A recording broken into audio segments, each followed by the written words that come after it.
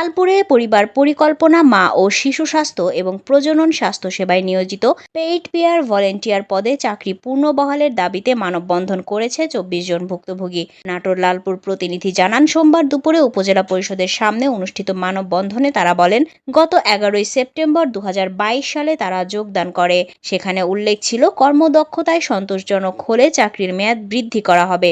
কিন্তু গত ২৩ জুন ২০২৪ তারিখে তারা জানতে পারে তাদের চাকরি থেকে অব্যাহতি দেওয়া হয়েছে।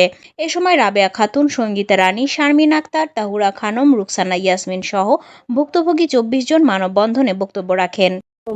আমি লালপুর ইউনিয়ন থেকে আমরা ২২ সালে নিয়োগপ্রাপ্ত হয়েছি প্রকল্পতে। এতে আমাদের গত জুন মাসের ৩০ তারিখে আমাদের স্থগিত করা হয়েছে। এই জন্য আমরা ২৪ জনা আমরা মানববন্ধনের জন্য উপস্থিত। আমরা প্রধানমন্ত্রীর কাছে অকুল আবেদন জানাচ্ছি, এই চাকরি আমাদের খুবই দরকার।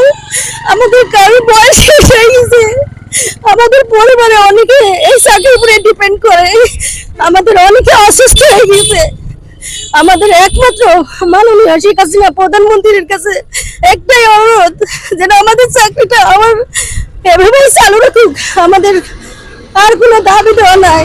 আমরা চাচ্ছি যে এই প্রতি মাসিকে এই টাকায় আমরা সন্তুষ্ট। মাননীয় প্রধানমন্ত্রীর কাছে এটাই আমার বলার, আর কিছু নেই। আমি মোসাম্মদ